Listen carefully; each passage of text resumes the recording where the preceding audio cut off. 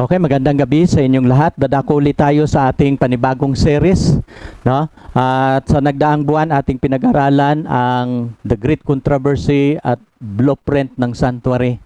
At mayroon po tayong 2 linggo na pag-aaral. Ngayon, atin namang pag-aralan ang prophecy. May kinalaman po ito sa end time prophecy sa buong aklat ng Daniel.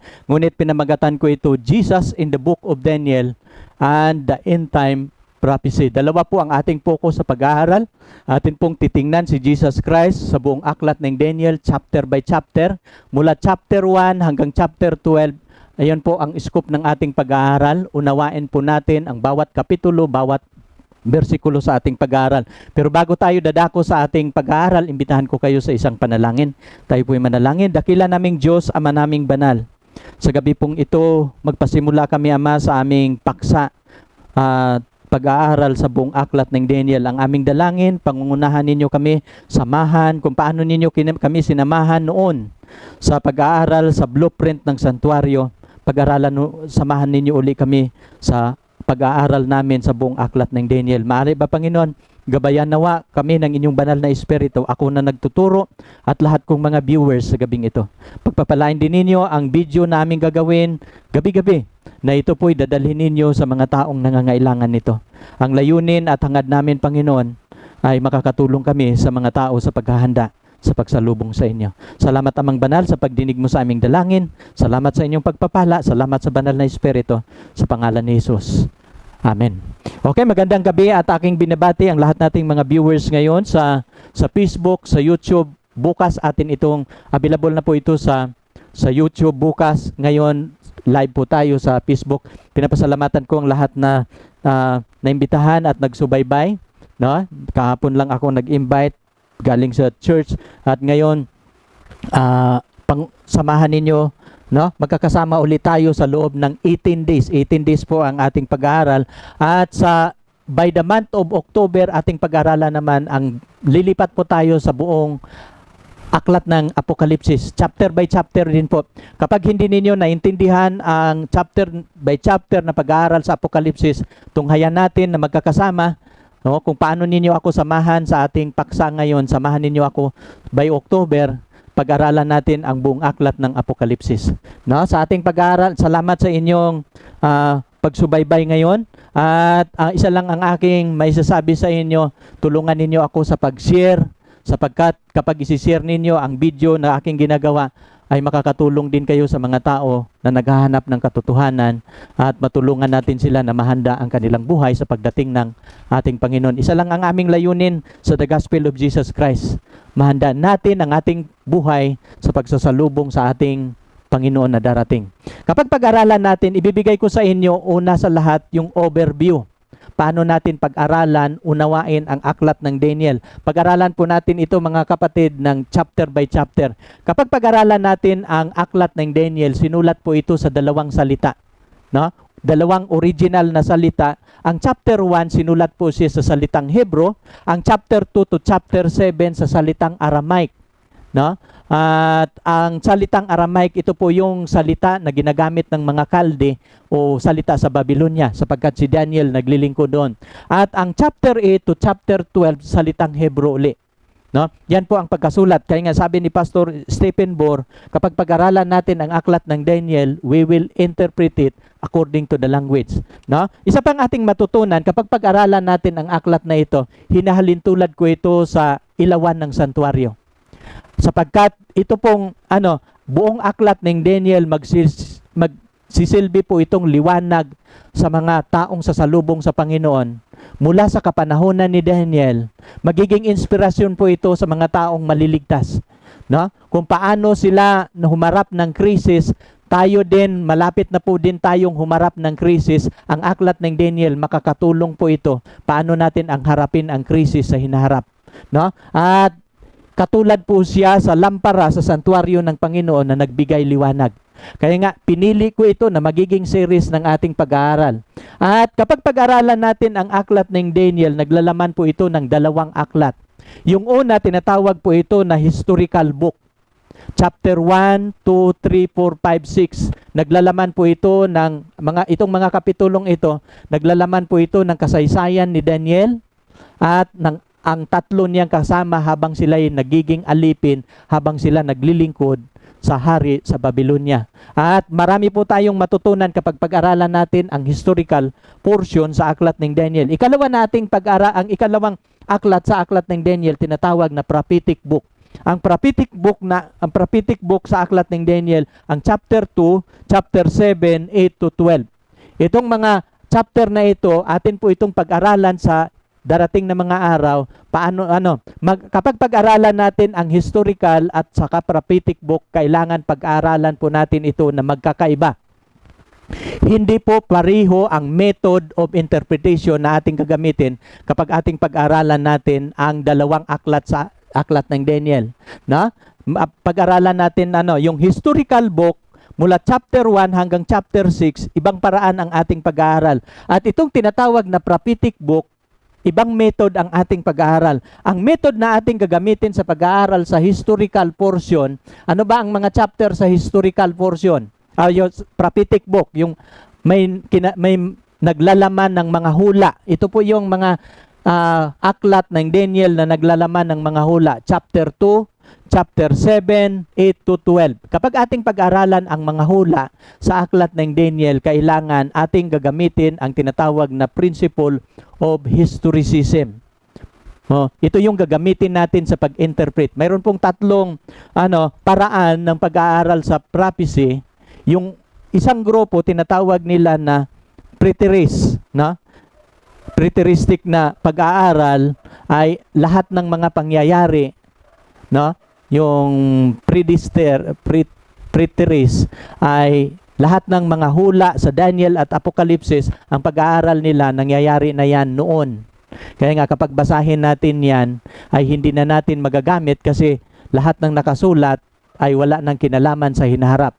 At ang isa naman na pag-aaral, yung futurism na pag-aaral, yung futurist ay pag-aaral naman, lahat ng nakasulat sa Daniel at Apokalipsis, hindi pa yan nangyayari noon, hindi pa yan nangyayari ngayon, pero mangyayari yan sa 7 years of tribulation sa hinaharap kapag babangon ang Antikristo. Kaya nga, yun yung magkakaiba. Pero ang ating paraan ng pag-aaral, yung tinatawag na historicism principle, principle na pag-aaral, at ang pag-aaral na ito yung sinusulat ko dito, "They begin in the days when the prophet wrote." Magpasimula ito ng sinulat ni Daniel ang hula at "They fulfill the course of history without interruption until Jesus will set up His everlasting kingdom." Ang prinsipyo sa histories na pag-aaral ay pag-aralan ang hula sa panahon ni Daniel hanggang sa ating kapanahunan ngayon, at hanggang sa darating na panahon sa hinaharap hanggang itatayo ni Jesus Christ ang kanyang kaharian. At itong pag-aaral, walang putol na pag-aaral sa hula sa Biblia at sa kasaysayan.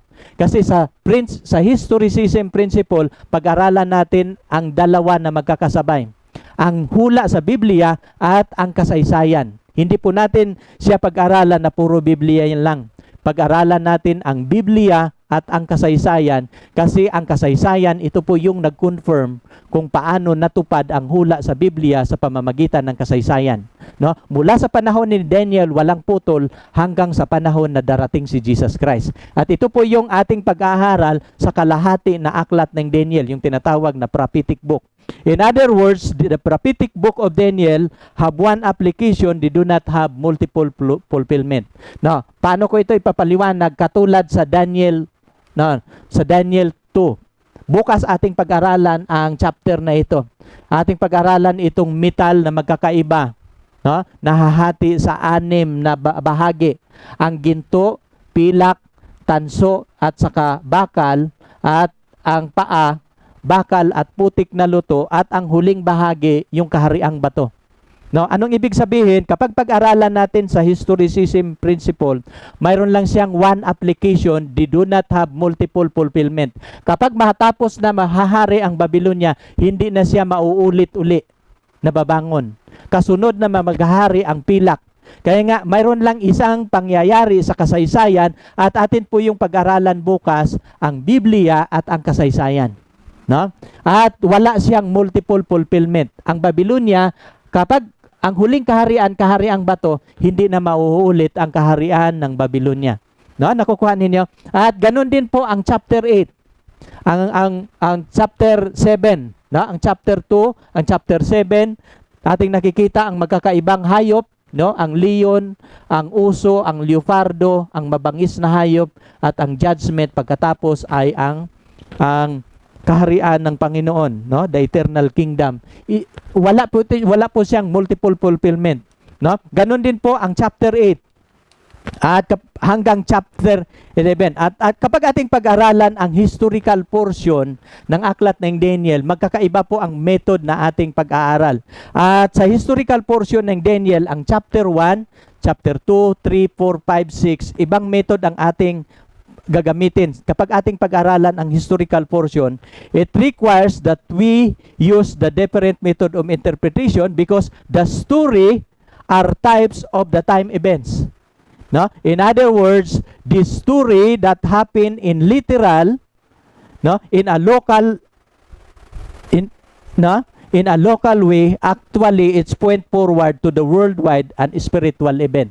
Anong ibig kong sabihin? Itong kasaysayan nila ni Daniel at ang tatlo niyang kasama, paano sila humarap ng krisis at paano nila hinaharap ang krisis sa kanilang kapanahunan, mauulit po ito sa huling kapanahunan sa bayan ng Diyos. No? Mayroong tinatawag na literal Babylon, mayroong tinatawag din na spiritual Babylon.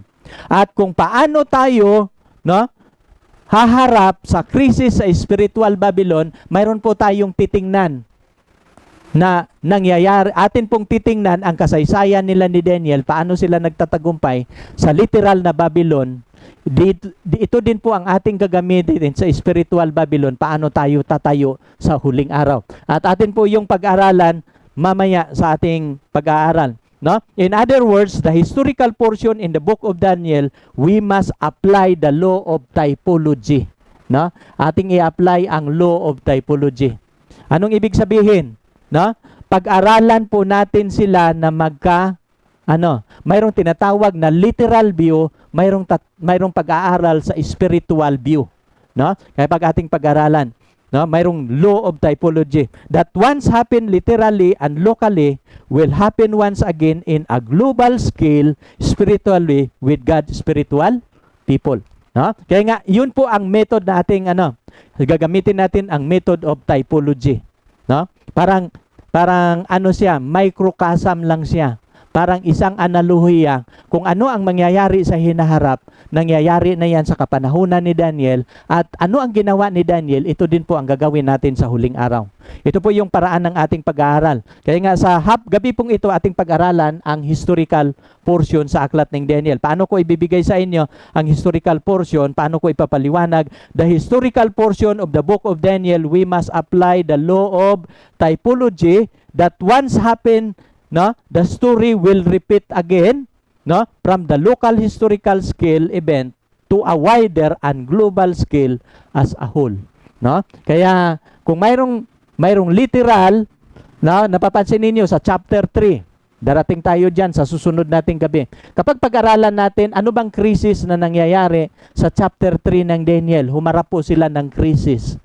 No? Kapag pag-aralan natin ang historical portion sa aklat ng Daniel, ating makikita ang 4 na malaking krisis na ating pag-aralan sa historical portion.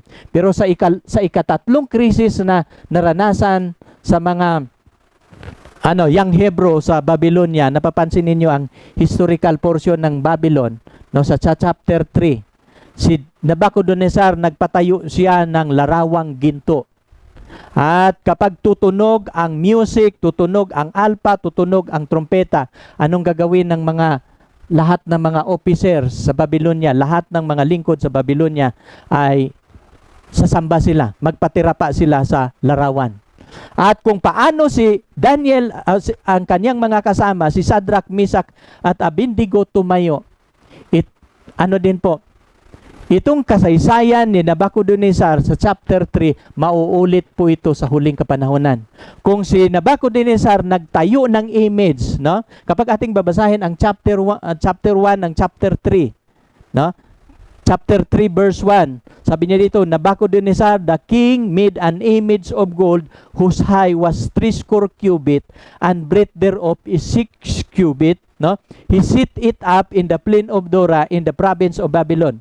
Then Nabucodonosor the king sent to gather together the province, the princes, the governors, the captains and judges, the treasurers and counselor and sheriff, and all the rulers of the province to come to the dedication of the image which Nabucodonosor the king had set up. No, mapapansin ninyo, sa chapter 3, humarap ng krisis ang tatlong kaibigan ni Daniel.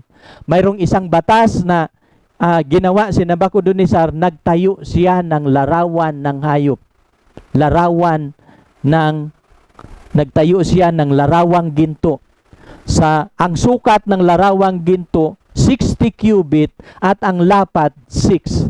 At hindi ba ninyo alam sa Revelation, at ang hindi sumamba sa larawan, anong gagawin ni Nabucodonosor? Isusunugin siya sa pugon. No? Ito po ang mangyayari kapag hindi sila sasamba sa larawan, pero mayroon pong tatlong young Hebrew na hindi sumamba sa larawan, at sa galit ni Nabucodonosor, itinapon sila sa pugon. Nung tinapon sila sa pugon, nagugulat si Nabucodonosor dahil tatlo yung kanilang itinapon. Nang nakita ni Nabucodonosor, naglalakad sa apoy na hindi nasusunog ang kanilang mga damit, ang nasusunog yung tali lang, at nakikita nilang 4. No? Atin po yung pag-aralan sapagkat may kinalaman po ito. Kapag pag-aralan po natin ang historical experience, no? Ang history sa kasaysayan ni Daniel at ang kanyang mga kasama, mauulit po yun sa huling kapanahunan. No? Saan po natin mababasa ang Revelation 13? Kapag inyong babasahin yung ikalawang hayop, no? Mayroon pong, sabi niya dito, nakita ko ang ibang hayop umahon sa lupa, may dalawang sungay katulad ng kordero. No? Sabi niya dito, at siya ay nagsasalita gaya ng dragon. Sa huling kapanahunan po ito mangyayari. Kung ano ang nangyayari sa panahon ni Daniel, mangyayari po ito sa hinaharap. No? Sa 12, at kanyang isasagawa ang buong kapamahalaan ng unang hayop na sa kanyang paningin, at pinasamba niya sa lupa lahat ng nananahan dito sa unang hayop na gumaling ng kanyang sugat na ikakamatay, at siya gumawa ng dakilang tanda, anupat makapagpababa kahit apoy mula sa langit hanggang sa lupa sa paningin ng mga tao, at nadadaya niya ang nananahan sa lupa dahil sa tanda na kanyang ipinagkaloob na gawa sa paningin ng hayop. At sinasabi niya sa nananahan sa lupa na dapat silang gumawa ng isang larawan ng hayop na mayroong sugat na ikakamatay. No, mayroong larawan na itinayo si Nabucodonosor sa huling kapanahunan, yung ikalawang hayop, magtayo din ng larawan. At kung paano sila nagtatagumpay sa historical portion sa aklat ng Daniel, ito din po ang ating gagamitin kung paano natin siya pag-aralan sa buong series natin, paano din tayo magtatagumpay kapag i-set up, no, ng ikalawang hayop ang larawan ng hayop.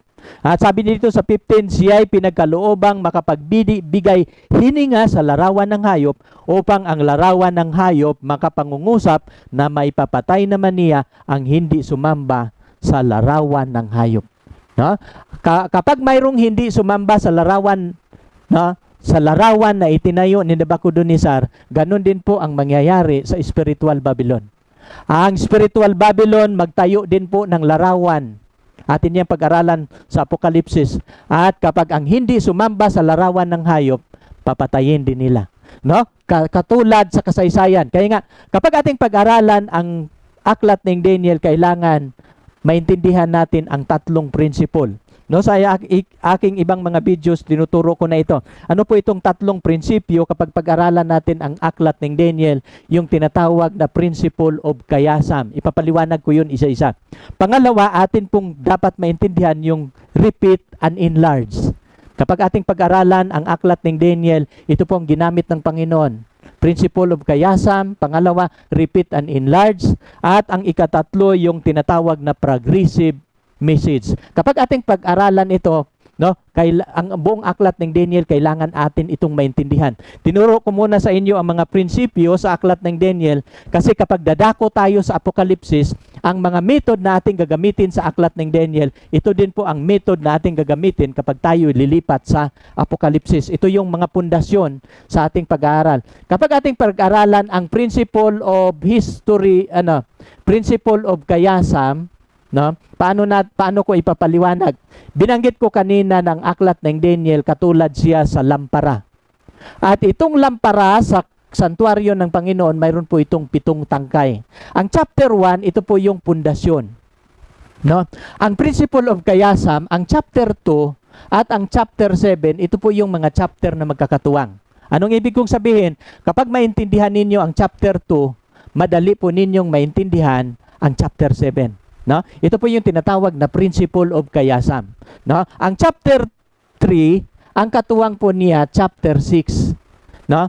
Humarap ng krisis ang 3 kaibigan ni Daniel, humarap din ng krisis si Daniel na mag-isa. Anong ibig sabihin? Sa kasaysayan sa Babylonia, kapag humarap ka ng krisis na maramihan, at kapag hindi ka nakakaranas ng krisis, makakaranas ka ng krisis na ikaw mag-isa, walang kasama.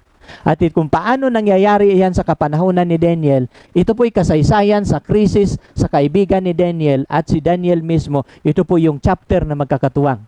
Pero pareho po silang sinamahan ng Diyos, pareho po silang hindi napapahamak. No? Ang chapter 4 at saka chapter 5, ito po'y kasaysayan sa 2 hari ng mga arrogant. No? Mapagmataas na hari na parehong pinarusahan ng Panginoon. Pero isa sa hari na niligtas ng Panginoon at si Nabucodonosor, atin yung matutunan kapag pag-aralan natin ang chapter 4, no? Binago siya ng Panginoon, ginawa siyang hayop. Now, nga nating pag-aralan, ang ikalawa na prinsipyo nating pag-aralan, yung tinatawag na repeat at saka enlarge. No? Kapag ating pag-aralan ang aklat ng Daniel, kapag pag-aralan natin ang chapter 2, ating makikita ang 6 na kaharian. Babylon, Medo-Persia, Grecia, Rome, at saka divided kingdom of Europe, at saka yung eternal kingdom, yung kingdom, rock kingdom. No? Mayroon pong 6 na kaharian. No? Atin yung natutunan na bawat kaharian, Babylonia, Medo-Persia, pero itong mga kaharian, inulit yan sa chapter 7. Ngunit nang inulit ito sa chapter 7, mayroon po siyang idinagdag. Kaya tinatawag po yun, repeat and enlarge. Kapag mayroon kapitulo sa Daniel, kapag uulitin ito ng Panginoon, sa ikalawa niyang ulit, mayroon po siyang idadagdag. Mas detalye siya kaysa una. No? For example, ang chapter 2, wala po doong judgment. No, nakikita ninyo, Babylon, Medo-Persia, Greece, Rome, divided kingdom of Europe, then pagkatapos, God, eternal kingdom. Pero nang inulit niya sa chapter 7 ang pangitain, binabago niya ang larawan.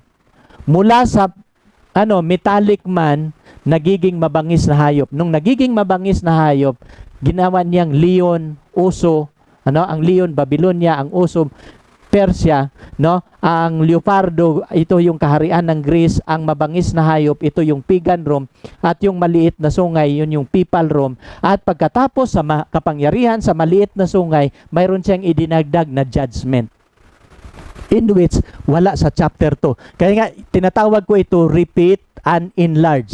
Kapag uulitin niya ang prophetic chapter, mayroon po siyang i-enlarge, mayroon po siyang i-introduce sa ikalawan niyang pag-ulit.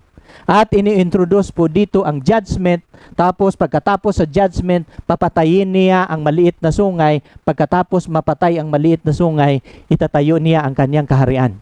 At kapag binago niya sa chapter 8, iba naman ang larawan. No?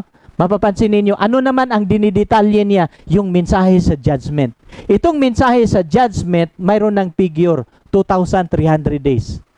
No? Mapapansin ninyo. Kasi sa chapter 7, ang maliit na sungay, atakihin niya ang santuario kung saan si Jesus Christ naglilingkod sa kabanal-banalang dako. Ang santuario ni Jesus Christ, ibagsak niya sa lupa at lilinisin niya ang santuario pagkatapos sa 2,300 days. Mula sa mababangis na hayop, nung inulit niya sa chapter 8, hindi na mababangis na hayop kundi hayop na ginagamit sa santuario. Bakit hayop na ginagamit sa santuario?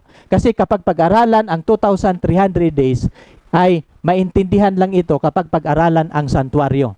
Kaya ginamit niya ang domestic sanctuary animals kasi kung hindi niya gagamitin ang mga hayop sa santuaryo, hindi pag-aralan ng bayan ng Diyos ang santuaryo.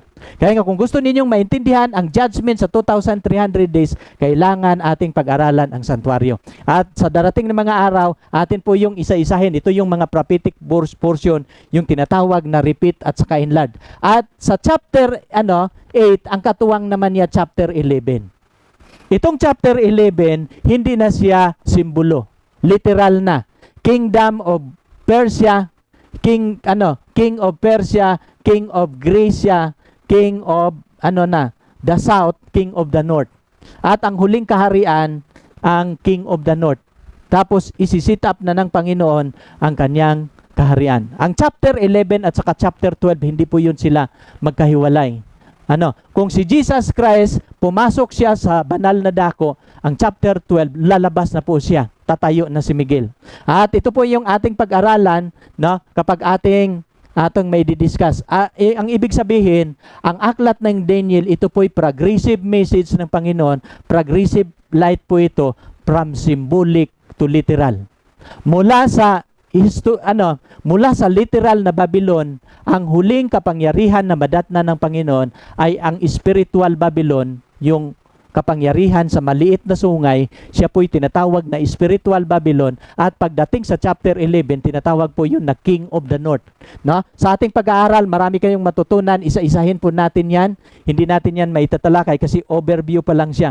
Kaya ibig kong sabihin, itong aklat, buong aklat ng prophetic book ng chapter ng Daniel, ito po'y progressive na mensahe.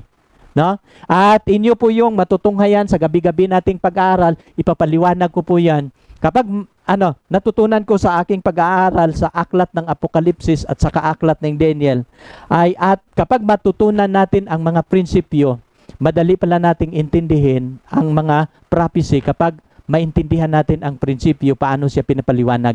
At kapag hindi natin maintindihan ang prinsipyo, mahirap po nating unawain ang aklat ng Daniel. So, dadako po tayo sa ating pag-aaral. Ano bang purpose ng Panginoon? Bakit mayroong hula sa Biblia? Ano bang purpose? What is the purpose of prophecy?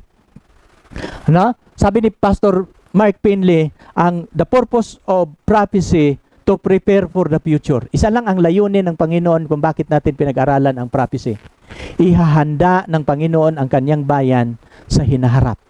At ito po yung layunin ng ating pag-aaral sa aklat ng Daniel, kasi dito po natin tutunghayan sa ating pag-aaral paano po natin mahahanda ang ating buhay sa krisis na ating haharapin. Kasi mayroon pong krisis na haharapin ang bayan ng Diyos, at kung hindi natin pag-aralan ang aklat ng Daniel, paano sila nagtatagumpay, hindi po natin alam paano tayo haharap sa krisis na darating sa ating kapanahunan. Bawat isa sa atin na kailangan maghanda kasi darating po tayo, maranasan po natin ang krisis sa spiritual Babylon. Ano bang layunin kung bakit ating pinag-aralan ito? To prepare for the people of God in the future. At saan po natin mababasa? Sa Isaiah 46 verse 9, inyong alalahanin ang dating bagay ng una. Sapagkat ako'y Diyos at walang iba liban sa akin.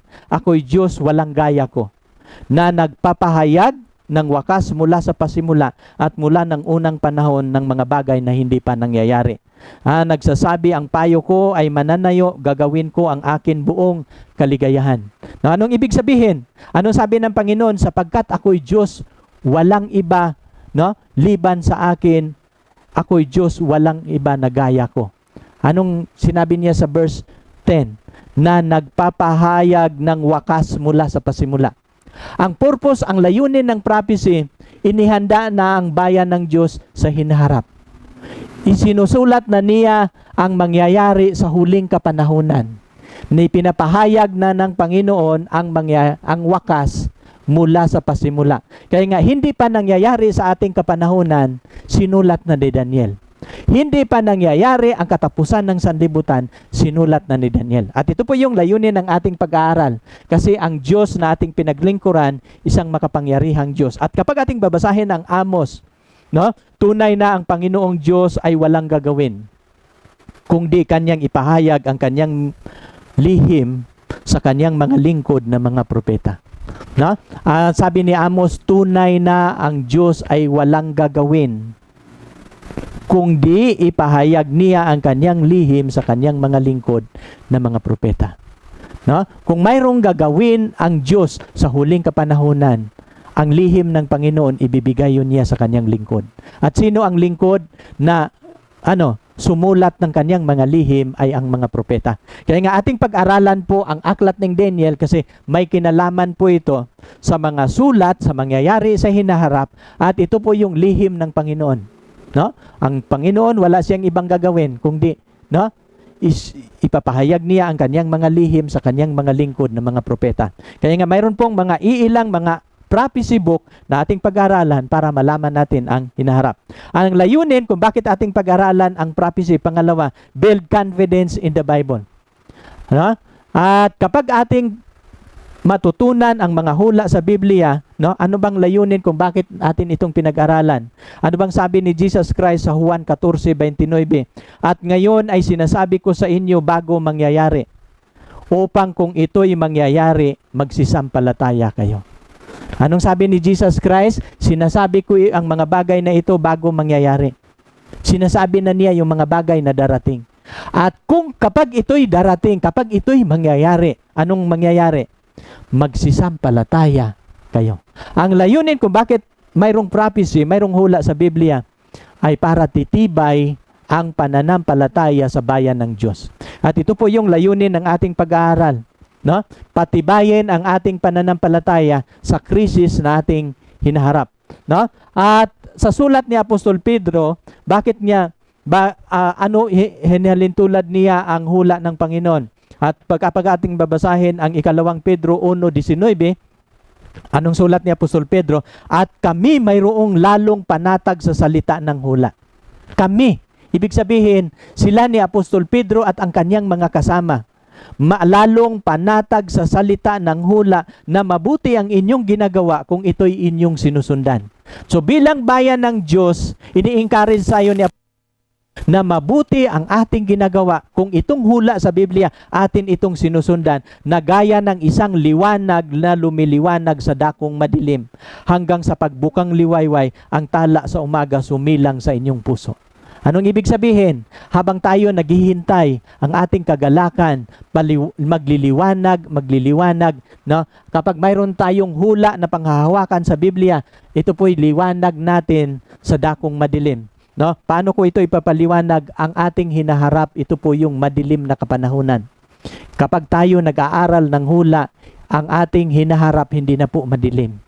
Mayroon po tayong ginagamit na liwanag sa panahon ng kadiliman, at ito pong hula na ating pag-aralan sa aklat ng Daniel, ito po yung liwanag na ating gagamitin paano natin haharapin ang krisis sa hinaharap. At ito po yung layunin kung bakit natin ito pinag-aralan. Kaya nga si Jesus Christ, ginamit niya yung Matthew 24. Atin pong pag-aralan ang buong chapter ng Matthew 24 kapag ating pag-aralan ang chapter 12.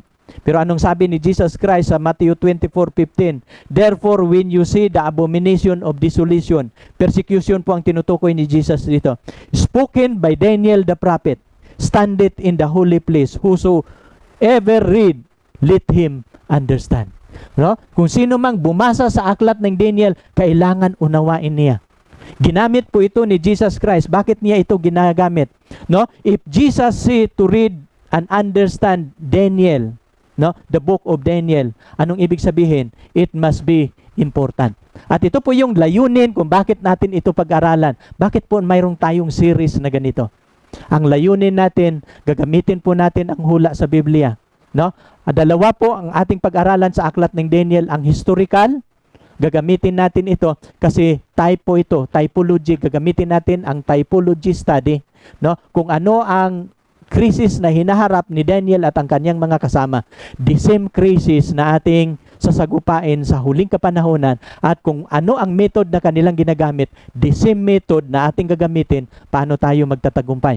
At ginawa ito ng Panginoon na magiging liwanag natin paano tayo haharap sa krisis sa spiritual Babylon. Now, dadako tayo sa chapter 1, no? Ito yung ating pag-aaralan, ang chapter 1. No? Buong chapter po, chapter by chapter ang ating pag-aaral sa aklat ng Daniel, dadako tayo sa chapter 1. In the 3rd year of the reign of Jehoiakim, king of Judah, Nebuchadnezzar, king of Babylon, came to Jerusalem and besieged it. No? Napapansin ninyo dito sa chapter verse 2. And the Lord gave Jehoiakim, king of Judah, unto his hand, with some of the article of the house of God, which he carried into the land of Shinar to the house of his God. At sabi niya dito, and he brought the article into the treasure house of his God. Now, ang unang dalawang bersikulo na ating pag-aaralan, atin pong nakikita dito ang kasaysayan. No, paano ba si Daniel at ang kanyang mga kasama nagiging bihag sa Babylonia? At ito yung nakasulat sa ika-3 taon na paghahari ni Jehoiakim na hari sa Huda. Kasi ang Huda na kaharian ng Israel, dalawa lang sila, si Benjamin at ang Huda. Ang 3 tribo nagiging bihag na sila sa Assyria, nawala ang buong kaharian na nangangalat na sa Assyria, nawala ang kaharian ng Israel. Kaya nga kaharian na lang ng Judah ang natitira. Pero itong kaharian ng Judah nag-apostatize sa Panginoon, at ito yung dahilan kung bakit sila nagiging bihag. Kaya nga in the 3rd year of reign of Jehoiakim, Nebuchadnezzar, lumusob siya, no, sa Jerusalem at dinaig, no, natalo ang kaharian ng Judah. At sa verse 2, and the Lord gave Jehoiakim, king of Judah, into his hand. Itong hari sa Huda ay binigay siya ng Panginoon sa kaharian ng Babylonia. Nagiging bihag sila, no? Natalo sa gera, kung baga, na with some of the articles, nung natalo sila sa gera, ang mga bagay sa templo dinala na nila sa kaharian sa Babylonia, no? With some of the articles in the house of God, lahat ng mga bagay sa templo, yung table of showbread, altar of incense, tapos yung 7 candlestick, lahat ng mga cups na ginagamit nila, lalagyan ng tinapay, dinala na sa Babylonia. No? At saan sinalagyan? Which he carried into the land of Shinar to the house of his God. No? Lahat ng kagamitan sa templo ay dinala na sa bahay ng kanyang mga Diyos. And he brought the articles into the treasure house of his God. No? Inilagay na. Ngayon ating pag-aralan natin ngayong gabi. No, ang verse 3. And the king speak into Aspinas, the master of the eunuch. No? At si Haring Nebuchadnezzar ay kinausap niya si Aspinas, ito yung master of the eunuch. Siya yung pangulo sa lahat ng mga eunuko. And should bring a certain of the children of Israel, the king's seeds and the princes. Na sa lahat ng mga bihag mula sa Judah, mula sa Jerusalem, magpili po si Aspinas, no, sa mga ilang mga kabataan na they should bring a certain of the children of Israel, king's seeds, mga maharlika na na mga binata, mga anak ng hari. Kaya nga sila ni Daniel at ang kanyang mga kasama, mga lahing hari po sila. No? Mga lahi po sila ng Judah at sila po yung mga anak ng mga hari, kung baga. No? At inutusan si Aspinas na magpili ng ilang kabataan. At alam ninyo ilan ang napipili ni Aspinas, no? Na master ng mga eunuko, ay mayroon napili niya ang 4. Si Daniel, no? Ito yung napili niya na 4, at si Daniel at ang kanyang 3 mga kasama, si Hananiah, Azaria at si Misael. Itong 4 na mga Hebreo, nagiging bihag po sila. At alam ninyo kung bakit at sila po ay nagiging eunuko. Ipapaliwanag ko sa inyo, si Daniel at ang 3 niyang kasama, sila po ay nagiging eunuko. Ano po itong eunuko, Brother John? Itong mga eunuko, ginagawa po ito sa unang kapanahunan sa mga kaharian. Ay ano po sila? Hindi na po sila makapag-asawa. No? Kung ibig sabihin sa Bisaya, kinakapon na sila. Pwede po sila po ay maglilingkod sa kaharian, sa mga prinsesa ng kaharian na hindi po sila gagawa ng kasamaan kasi hindi na po sila pwedeng mag-asawa. At si Daniel at ang kanyang mga kasama, ginawa silang eunuko sa Babylonia. At ang mga eunuko, hindi na po, kaya nga mapapansin ninyo sa Biblia, si Daniel at ang kanyang mga kasama, wala pong record na sila'y nagkakaanak. Kasi hindi na po sila pwedeng magkakaanak. No, naalala ko ang kasaysayan ni Haring Ezekias. Si Ezekias, pag binyong babasahin yung 2 King, chapter 20, yung buong chapter ng chapter 20 ng 2 King. Kapag babasahin niya, mayroong isang hari, ang pangalan niya si Hezekiah, no? Si Hezekiah o Hezekiah, siya pong hari sa Huda. Nung si Hezekiah nagkasakit siya ng cancer, nagkakaroon siya ng bukol. At pahina nang lumala yung sakit ni Hezekiah, inutusan ng Panginoon si Isaias. Anong sabi niya dito sa verse 1? No? Sabi ni Isaiah kay Hezekiah, sabi niya dito, the prophet Isaiah, the son of Amos, came to him and said to him, thus saith the Lord, set thine house in order, for thou shalt die and not live. Sabi ni Isaias, ihanda mo na ang iyong bahay. Kasi sabi ng Panginoon, yung sakit mo, hindi ka na mabubuhay. Pero alam niyo nung umalis si Isaiah, umiyak si Haring Ezekias. Pagbabasahin natin yung verse 2 at saka 3, then he returned his face to the wall and prayed unto the Lord, saying, I beseech thee, O Lord, remember now, I have walked before thee in truth and with perfect heart, and have done which is good in thy sight. And Hezekiah wept sore. No? Nung nalaman niya na siya mamamatay, humarap siya sa wall, umiyak siya ng taimtim sa Panginoon. Sabi niya, nalalaman mo, Panginoon, paano kita pinaglingkuran ng buong katapatan, ng walang kasamaan. Sinunod kita ng ay taimtim na pagsunod, ako'y hindi nagkakasala sa iyong harapan. Ay bibigyan mo pa ako ng buhay. At alam ninyo, habang si Isaiah nandoon sa court, sinabihan siya ng Panginoon, Isaiah, pupunta ka kay Haring Ezekiah, bumalik ka. Sabihan mo siya na siya po'y mabuhay uli. Bibigyan ko siya ng 15 years. At sa loob ng 15 years, iingatan ko siya, no? Na siya po'y magtatagumpay laban sa kaharian ng Assyria. No? Sabi niya sa verse 6. Pero alam ninyo, at kapag inyong babasahin ang verse 7, Isaiah, take a lump of pigs. Sabi niya dito. And he took and laid it on his boil and he recovered. At alam ninyo, pigs lang ang ginagamit. No? Kumuha lang sabi niya dito, at sinabi ni Isaias, kayo'y magsikuha ng isang binilong igos. At kinuha nila at tinapal sa bukol at siya'y gumaling. At nang gumaling si Hezekiah, ito yung nagiging problema. No. Si Hezekiah at ang Babylonian na mga sinugo pumunta kay Ezekias. At ito yung dahilan kung bakit sila ni Daniel naglilingkod.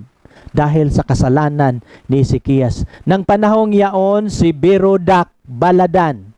Ito si Berodach Baladan, anak ito ni Baladan na hari sa Babylonia. Nung naraman ni Berodach Baladan na si Ezekiah nagkakasakit, at malubha ang kanyang karamdaman at gumaling, ay nagpadala po siya ng sulat. At hindi lang sulat ang binano ni Berodach Baladan na hari sa Babylonia, nagpadala siya ng sulat, mayroon siyang mga pinadalang mga kasundaluhan, no, na magbibigay comfort, magbibigay ng magdala ng kanyang sulat. No, mapapansin niyo, at mga kaloob, nagdala din siya ng mga kaloob. Hindi na nakalagay kung anong mga kaloob ang binigay niya kay Ezekiah nung pagkatapos gumaling ni Ezekias, no? At sapagkat nabalitaan ng hari na siya nagkakasakit at gumaling. At dito sa 13, at dininig ni Ezekias sila. At alam niyo nung dumating yung mga sugo galing sa hari ng Babylonia. At alam niyo yung matinding pangyayari sa verse 13, no? Sabi niya dito sa chapter 20 verse 13, dininig ni Ezekias sila, ipinakita sa kanila ang buong bahay at ang mahalagang bagay, pilak at ginto. At alam ninyo, itong mga sundalo na nagagaling sa Babylonia, tinanggap ito ni Ezekias, ipinakita niya lahat ng kanyang pag-aari sa kaharian. Una niyang pinapakita ni Ezekias ang kanyang pilak at ginto. At pangatlo, yung mga espada, mahalagang langis. At mga bahay taguan, mga bahay ng taguan ng mga sandata na iniipon pa ng kanyang mga magulang na mga hari. Walang anuman sa kanyang bahay at ang buong sakop, ang buong kanyang sakop na hindi niya pinakita ni Ezekias. Ibig sabihin, lahat ng mga bagay, kanyang kayamanan, buong bahay, pinakita niya sa mga sundalo na inutusan sa hari sa Babylonia. At alam niyo, dumating si Ezekias, si propeta Isaias. Nang magkagayoy na paroon si Isaias sa verse 14, na propeta na haring Ezekias, at nagsabi sa kanya, anong sinabi mo sa mga lalaking ito? Ito yung sabi ni propeta Isaias. Saan ang gagaling at napasa iyo? At sinasabi ni Ezekias, sila'y nanggagaling sa malayong lupain, sa makatuwid bagay sa Babylonia. At ng kanyang sinasabi, anong nakita sa iyong bahay? Anong pinakita mo sa kanila? Sabi ni Ezekias, lahat ng nasa aking bahay ay kanilang nakita. Walang anumang bagay na nasa akin, o kayamanan na di ipinakita sa kanila. At alam ninyo yung sabi ni Isaias, at sinabi ni propeta Isaias kay Ezekias, dinggin mo ang salita ng Panginoon. Narito, ang kaarawan dumating na ang lahat na nasa iyong bahay, yung na itinatago ng iyong mga magulang hanggang sa araw na ito, dadalhin sa Babylonia. Walang maiwan, sabi ng Panginoon. At ang ilan sa iyong mga anak, magmula sa iyo, na iyong ipinanganak, sila'y dadalhin, at sila'y magiging bating sa bahay ng hari sa Babylonia. At ito po yung unang kapalpakan na nangyayari sa Huda. Nang ginawa po ito ni Haring Ezekias, hinuhulaan na ni Propeta Isaias, na dahil nakikita ng mga sundalo ng Babylonia, lahat mong pilak, lahat mong ginto, lahat mong mga sandata, lahat na iyong ipinapakita, walang matitira, dadalhin yan sa Babylonia. At kung bakit ang Babylonia lumusob, ito po'y katuparan sa hula ni Isaias.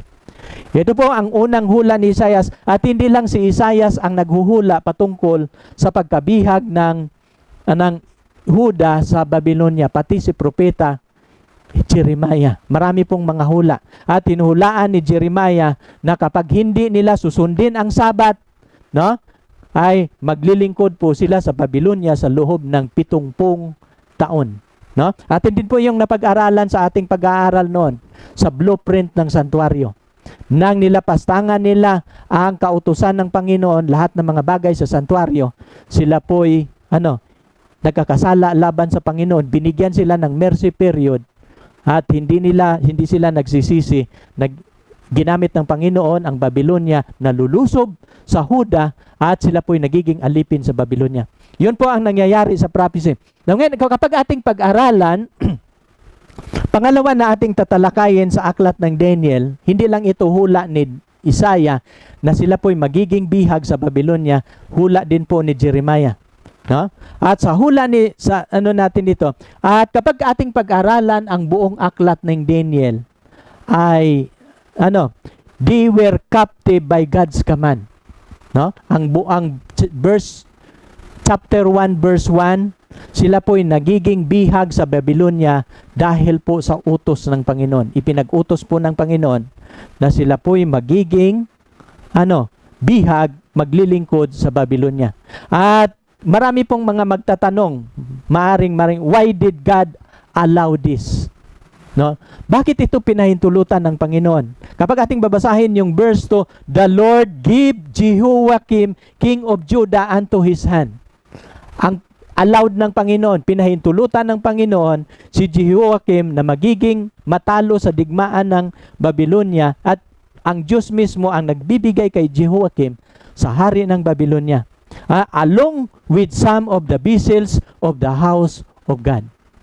At hindi lang sila nagiging bihag, pati ang mga vessels ay nagiging bihag sa dinalang bihag, lahat ng mga gamit sa templo dinala na sa Babylonia into the house of his God. Kapag ating babasahin, bakit ito pinahintulutan ng Panginoon na ang bayan ng Diyos magiging bihag sa Babylonia? At kapag ating babasahin ang 2 Chronicles 36:15-16, ito po yung dahilan kung bakit sila ibinibigay ng Panginoon sa Babylonia. The Lord God to their fathers sent words to them against and again by His messenger.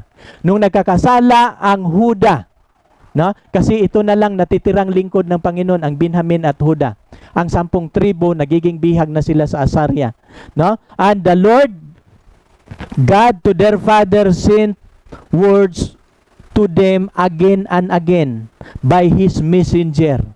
No? Paulit-ulit silang binigyan ng Panginoon ng mensahe, paulit-ulit na binigyan ng babala na sila po'y magsisisi sa kanilang kasalanan. At sabi nito, because he had compassion on his people and on his dwelling place. Bakit ang Panginoon nagbigay ng babala sa Huda? Dahil mahal ng Panginoon ang kanyang bayan at ang kanyang dwelling place na templo. But they continually mock at the messenger of God, despite his word, and scope, no, his prophets until the wrath of the Lord arose against his people until there was no remedy. No, napapansin ninyo, bakit ito pinahintulutan ng Panginoon? Kasi nagbigay na ang Panginoon ng babala, ngunit sila hindi nagsisisi, hindi sila nagbabalik, hindi sila nakikinig. At anong ginagawa nila sa messenger ng Panginoon? They continually mock, no, the messenger of God, despite his word, and scoff at his prophets until the wrath of God arose against his people until there was no remedy. Sabi niya, wala nang remedy, wala nang kagalingan ang inyong kasalanan, wala nang hindi na kayo magbabago. Ito yung gagawin ko sa inyo. Kaya nagiging bihag sila. Therefore he brought up against them the king of the Chaldeans, who slew their young men with the swords of the house of their sanctuary. No, they had no compassion on the young men or virgin, old men or infirm. They gave them all into his hand, all the articles of the house of God, no, great and small, and the treasure of the house of the Lord, and the treasures of the king and his officers. He brought them all to Babylon. No? At hindi lang ginawang bihag ang lahat ng mga tao, no? Mapapansin ninyo, pinatay sila na may awa yung mga natitira, dinalawang bihag sa Babylonia. At lahat nilang kayamanan sa Israel, dinala na sa Babylonia, lahat ng kanilang treasure brought to Babylon. Kapag ating titingnan ang geographical location, no? Kung alam ninyo, from Judah, ito yung Judah, naglalakad sila, ito yung Babylonia. At alam ninyo kung gaano kalayo niyan, no? Napakalayo niyan, at ilang araw ang kanilang paglalakbay. Every day maglalakad sila 50 miles a day. Gaano po yun kahirap ang kanilang paglalakbay nung sila'y ginawang bihag. Kapag ating pag-aralan ang aklat ng Daniel, ang buong aklat ng Daniel, ay bibigay ko sa inyo uli ang summary. Paano natin pag-aralan ang aklat ng Daniel? There are 12 chapter in the book of Daniel, no? Mayroon siyang 12 chapter, ang aklat ng Daniel, nalimutan ko kanina. At mayroon po siyang 357 verses. Pero, but could be understood by 2 verses. Itong 357 ka mga bersikulo, madali po nating maintindihan sa pamamagitan lang ng 2 bersikulo. Paano po natin ito pag-aralan, Brother John? No? Susundan lang ninyo ang ating pag-aaral, susundan lang ninyo ako kasi matutunan natin sa pamamagitan ng 2 bersikulo, ating maintindihan yung the theme book of Daniel, no? The whole book of Daniel, maintindihan natin sa 2 bersikulo. By 2 verses provide the entire context and the theme of the entire book. No, tandaan niyo, 2 talata lang sa Biblia ng Daniel, maintindihan na natin ang buong kasaysayan. No? Hindi na tayo maliligaw paano natin unawain. No? In just 2 verses, you can understand everything about the book of Daniel. No? Ano po itong bersikulo, Brother John, na ating maintindihan? No? Kapag ating maintindihan itong 2 talata, no, sa aklat ng Daniel, maintindihan na natin ang buong aklat ng Daniel na hindi tayo mahihirapan. At alam niyo yung 2 talata na ating kailangan maintindihan kapag maintindihan natin itong chapter 1 verses 1 at saka 2. Sabi niya dito na, Jomer, bigyan mo akong tubig. So sabi niya dito sa verse 1, in the 3rd year of the reign of Jehoiakim. Uulitin natin uli. Kasi 2 talata na ating uulitin, at kapag ating uulitin itong 2 talata, madali nating maintindihan paano natin maintindihan ang spiritual Babylon. 2 pong Babylon sa aklat ng Daniel na dapat nating maintindihan. Una, yung literal Babylon. Ikalawa, yung symbolical Babylon o spiritual Babylon. Paano natin pag-aralan sa aklat ng Daniel yung spiritual Babylon, Brother John? Sa verse 1 at saka verse 2. In the 3rd year of the reign of Jehoiakim, king of Judah, 3 taon sa paghahari ni Jehoiakim, na hari ng Huda, Nabukadnezar, king of Babylon, came to Jerusalem to besiege it. No? Si Nabukadnezar na hari ng Babylonia, o inaatake niya ang Jerusalem. At nang inaatake niya yung Jerusalem, ay nagtagumpay siya laban sa Jerusalem. No? And the Lord gave Jehoiakim, king of Judah. At anong ginawa ng Diyos? Nung inaatake ng Babylonia ang Huda, ang ginawa ng Diyos, ibinigay ng Diyos si Jehoiakim, no, kay Nabukadnezar na hari sa Babylonia. No? The Lord gave Jehoiakim, king of Judah, unto his hand, along with the vessels of the house of God, and he brought them to the land of Shinar, the house of his God, and he brought the vessels unto his treasury to his God. Na, mapapansin ninyo, nung ibinigay ng Panginoon si Jehoiakim kay Nabukadnezar, dinala niya silang bihag, no, sa Babylonia, kasama ang lahat ng mga treasure sa nasabi niya, along with some of the vessels, the house of God, no, he brought them to the land of Shinar, the house of his God, and brought the vessels of the treasure of his God. Kapag anyong pag-aaralan ang verse 1 at saka verse 2, mayroon pong 2 dito, importante na ating matutunan. Ang una ay sa 3 taon na paghahari, lumusob itong Babylonia. No? Pero ang Diyos ng Israel, ibinigay ang hari ng Israel sa hari ng Babylonia. At itong hari ng Babylonia na nagtatagumpay sa gera, ang ginawa niya, dinala silang bihag sa Babylonia kasama ang mga mahalagang bagay sa templo ng kanyang Diyos, at dinala sa lugar ng the house of his God unto Shinar, no? And brought the vessels of the treasure of his God. Paano po natin intindihin ito, Brother John? Ating uulitin ito, mga kapatid. Kapag gusto ninyong maintindihan ang literal Babylon, at kasi kapag pag-aralan natin ang prophetic portion sa aklat ng Daniel, kailangan natin pag-aralan ang spiritual Babylon. Paano bang nangyayari, Brother John, na ang literal Babylon magiging spiritual Babylon ito? Ganito po yun, mga kapatid. No? Kapag ating pag-aralan ang literal Babylon, kapag ating pag-aralan yung physical at saka geographic na pag-attack, no, ano bang ginawa ni Nabukadnezar bago siya manalo sa digmaan? Ang una niyang ginawa, he attacked the city of Jerusalem. At nang inattack niya sa city, Israel, taken captives. Ito po yung nang inattack niya, Israel taken captive, then sanctuary destroy, and the vessels, lahat ng mga vessel dinala na sa Babylonia, into the house of his God. At mayroon pong tinatawag, gaano sila katagal na magiging bihag? 70 literal years. No, mapapansin ninyo. Now, ngayon, kapag atin itong gagawing spiritual application, paano natin ito gagawin, Brother John? Kapag pa ating pag-aralan ang spiritual application, ating pag-aralan yung historical portion, yung prophetic portion. Ito, pinag-aralan natin ang historical. At kapag pag-aralan natin ang prophetic portion sa aklat ng Daniel, tinatapik ko ito sa inyo kasi pag hindi ko ito itatapik, kapag lilipat tayo sa prophetic portion, hindi po natin maintindihan paano nangyayari na ang spiritual Babylon nagiging bihag niya ang bayan ng Diyos. Kasi ganito po ang ginawa ng spiritual Babylon. Atin po itong titingnan as spiritual world view po ito. Pag-aralan po natin ang spiritual Babylon, nagiging bihag po niya ang literal Babylon, no? Mapapansin ninyo. At kung ating titingnan ng ang spiritual Babylon, tinatawag po ito spiritual worldwide.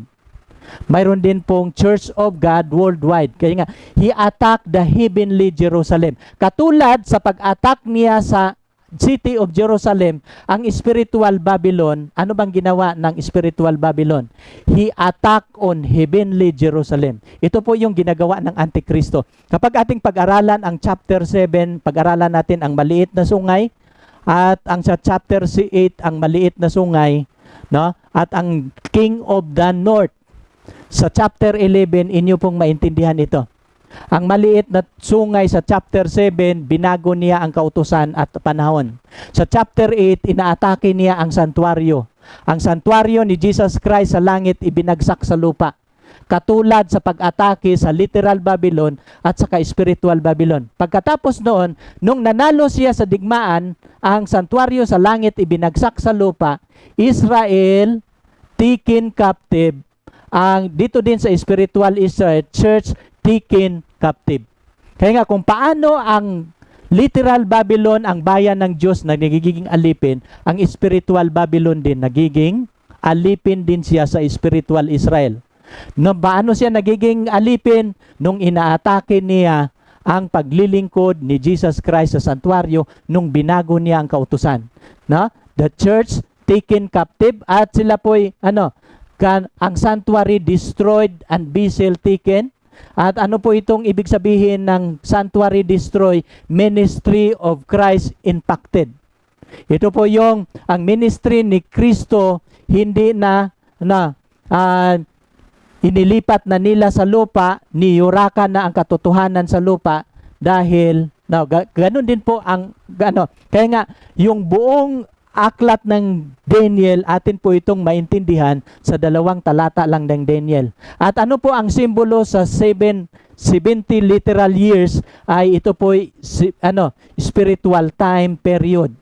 At isa po dito sa spiritual time period, no? Kailan ibabalik ng Panginoon ang kanyang katotohanan pagkatapos sa 2,300 days. Overview lang po ito na ating pag-aralan paano po nagiging alipin ang literal Babylon. Darating din po ang panahon sa kasaysayan na itong spiritual Israel, no, ay magiging alipin din po ang bayan ng Diyos sa spiritual Israel. Kapag atakihin nila ang ministeryo ni Jesus Christ sa banal na ang heavenly sanctuary. Kaya nga mapapansin ninyo na sana nakukuha ninyo, no? Ang ulitin natin ang spiritual, ang literal at saka spiritual application, no? Attack the city of Jerusalem, at ang gagawin sa spiritual Babylon, attack the heavenly Jerusalem. Ano yung ministeryo ni Jesus Christ sa santuario sa langit? Ito po yung atakihin niya, ipipiki niya lahat na paglilingkod ni Jesus Christ at magtatagumpay po siya.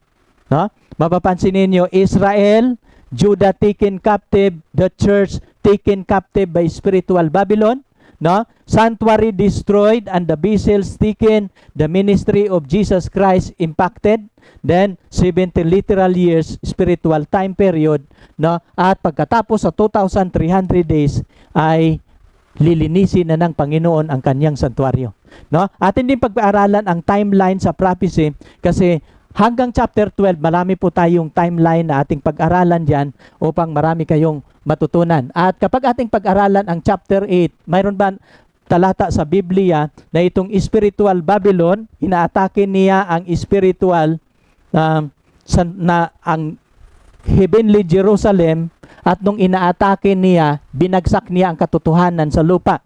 Atin po itong mababasa sa Daniel 8 verse 9. Sabi niya dito, and out of them came a little horn, which grew exceedingly great toward the south, toward the east, toward the glorious land. At sabi niya dito, and it grew up to the host of heaven.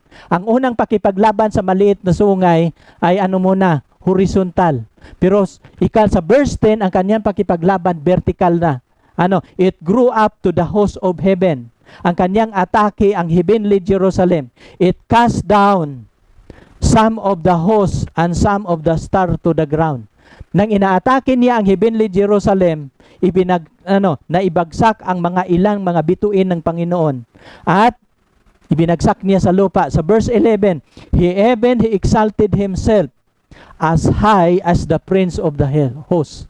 No? At inaas niya ang kanyang sarili as high as the prince of the host. Pinapantayan niya ang prince of the host. Sino po yung prince of the host? Si Jesus Christ. And by him, the daily sacrifice were taken away.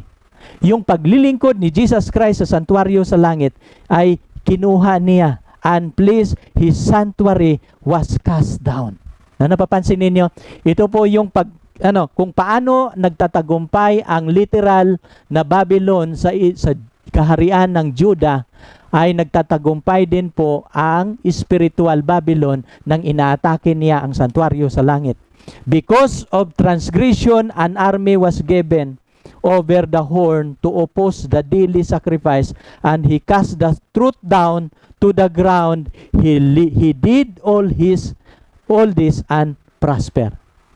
Kung paano nagtatagumpay ang literal Babylon, nagtatagumpay din siya nang inaatake niya ang santuaryo sa langit.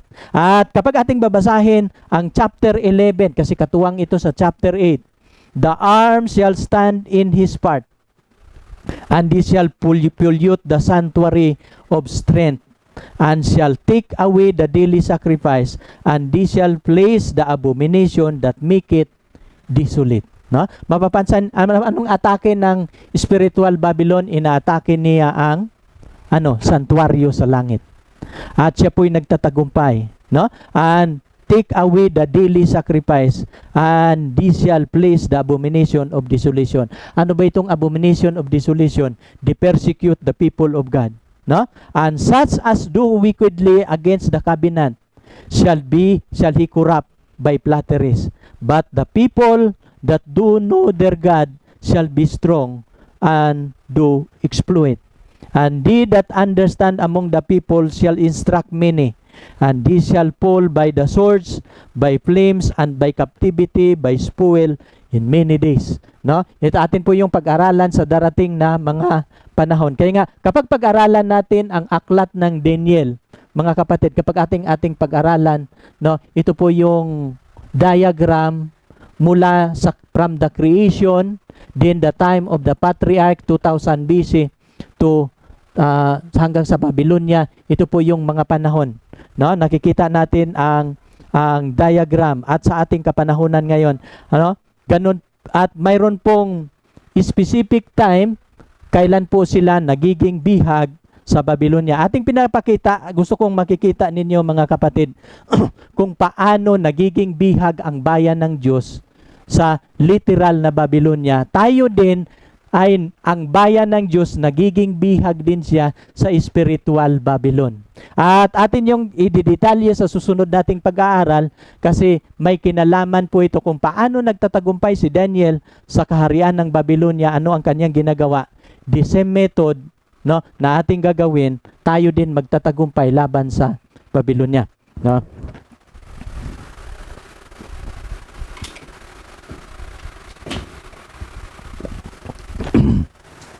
Ngayong gabi ating pag-aralan ang verse 3. Ating nakikita sa verse 3, chapter 1 pa lang tayo. And the king speak to Aspinas, the master of the eunuch, that he should bring a certain of the children of Israel, and the king seeds of the princes. Inutusan ni Haring Nabucodonosor ang master of the eunuch, pipili ka sa lahat ng mga bihag. At sa lahat ng mga bihag na pinili ni Aspinas, mayroon pong 4. Sa verse 4, young man in whom was no blemish. Ito yung sabi ni Nabucodonosor. But good looking, gifted in all wisdom, possessing knowledge, and quick to understand. Sabi niya kay Espinas, ito yung mga kabataan na iyong pipiliin. At ang edad nila ni edad nila ni Daniel at ang kanyang mga kasama, they are around 16 to 17 years old. Kaya nga sa mga nag-aaral sa aklat ng Daniel, ito yung mga edad ng mga apat na pinili, 16 to 17. No? Young men in whom there was no blemish, good-looking, gifted of all wisdom, possessing knowledge, and quick to understand. At sa verse 5, and had the ability to serve in the king's palace. Mayroon silang abilidad na maglilingkod sa palasyo ng Babylonia, of whom they might teach the language and literature of the Chaldean.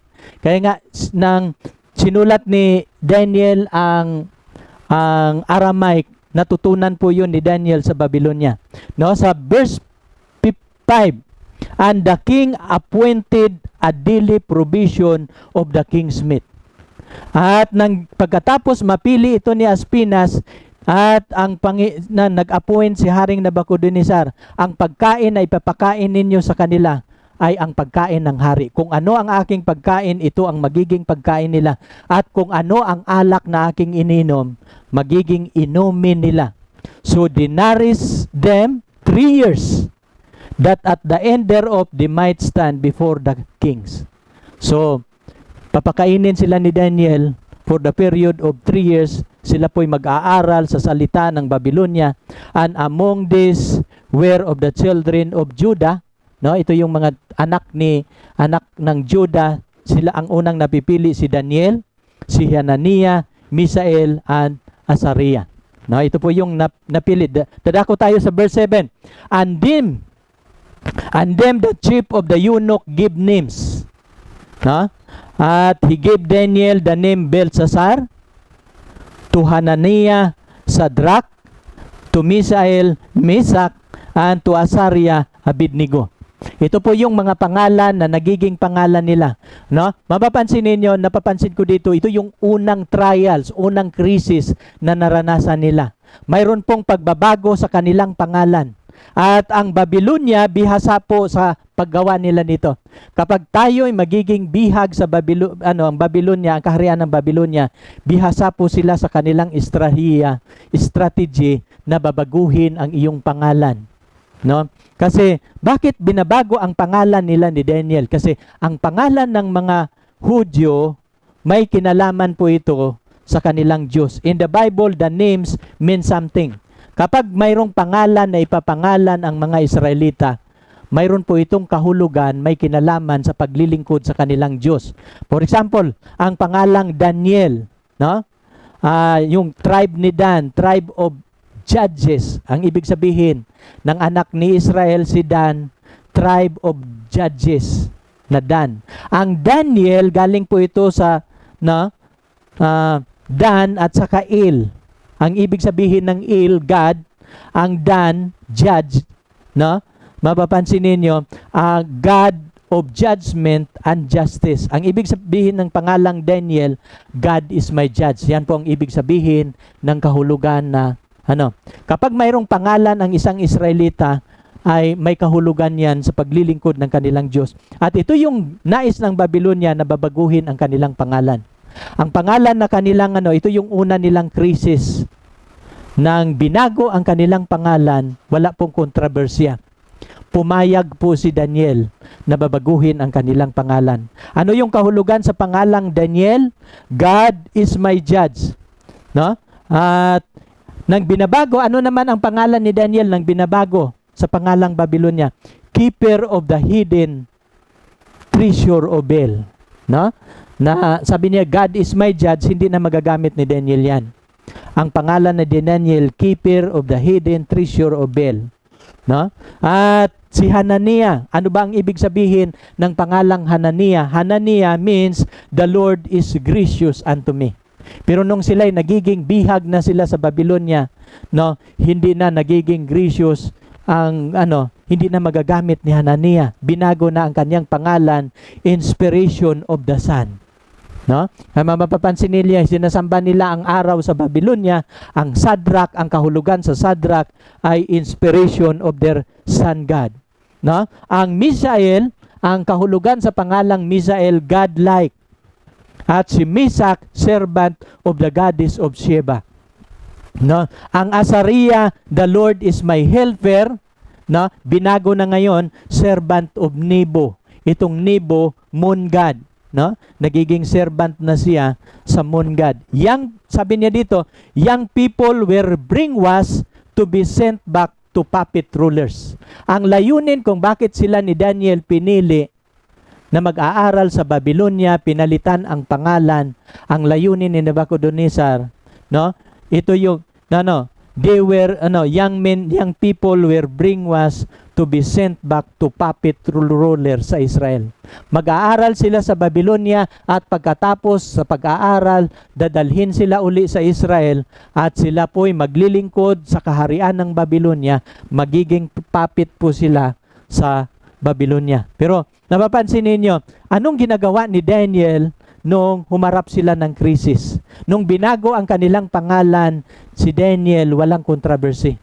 Kasi kahit babaguhin nila ang pangalan, no, kapag tatawagin siya ng kanyang mga kaibigang Israelita, dati pa ring pangalan ang babanggitin nila, Daniel pa rin.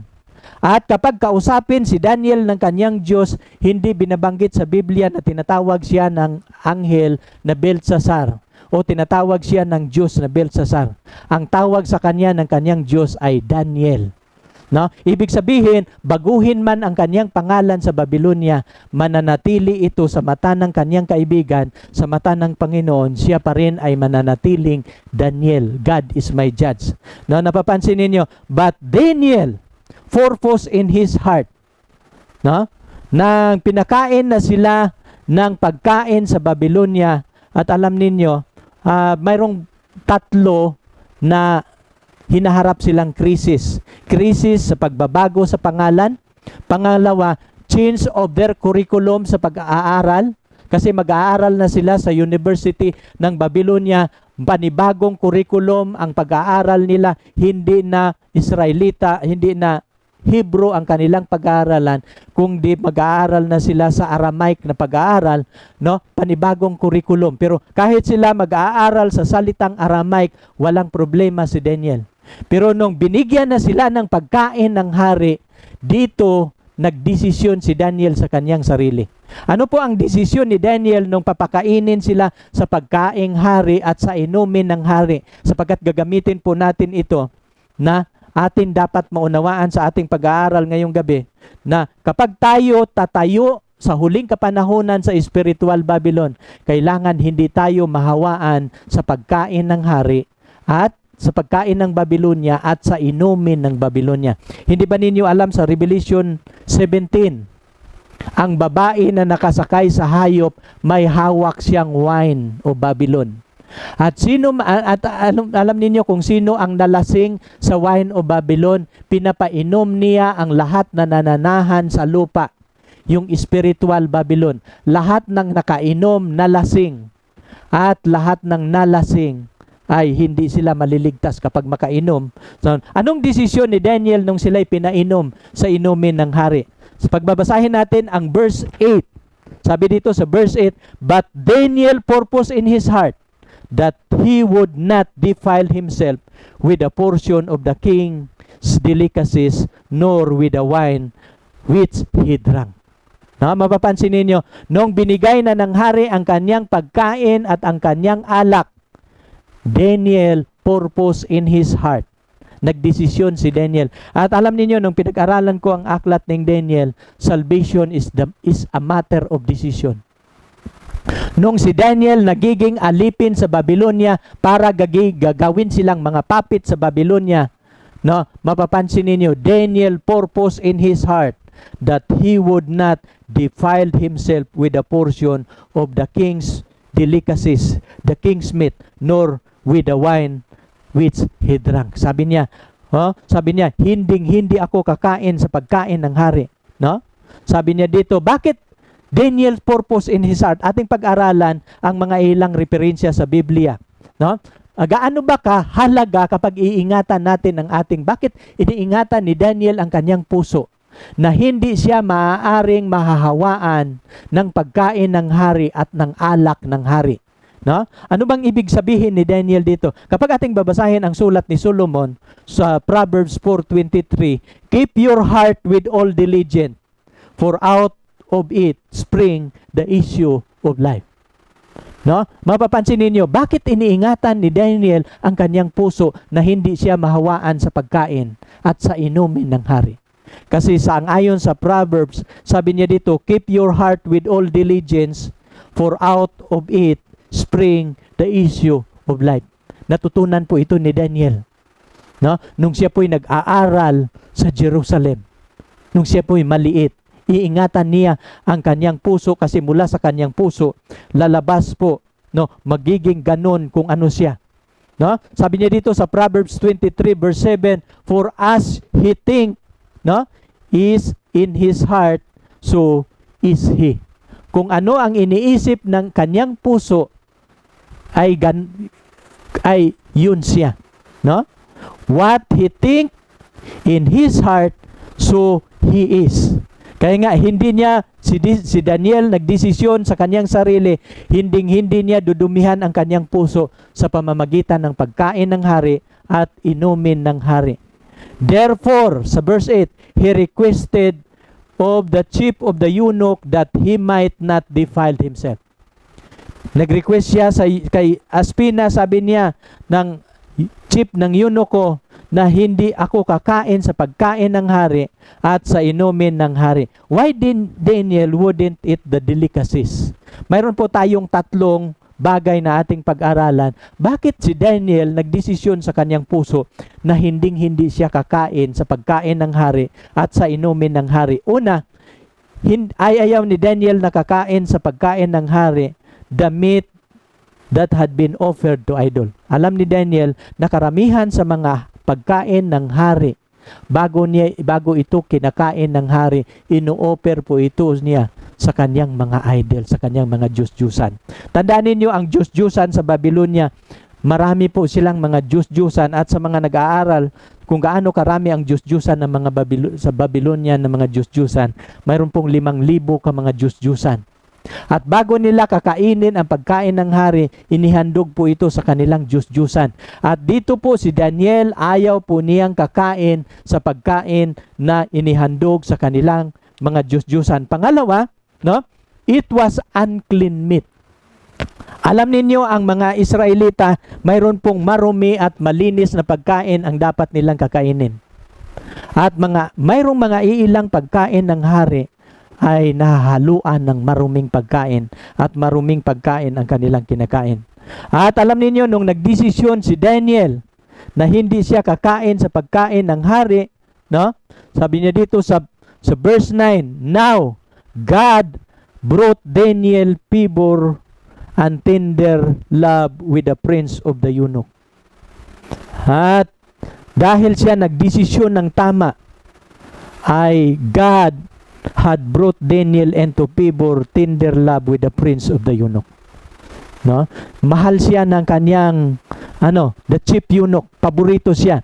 But the prince of the eunuch said unto Daniel, I fear my lord the king. Natakot ako sa aking Panginoong hari, hath appointed your meat and your drink.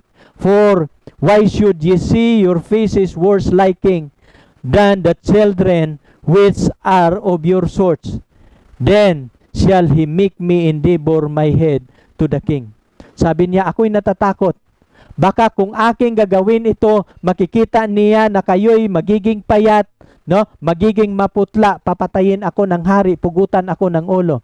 Then said Daniel to Melchizar, whom the prince of the eunuch had set over Daniel, Hananiah, and Mishael, and Azariah, prove thy servant, I beseech thee 10 days, and let them give us pools to eat and water to drink.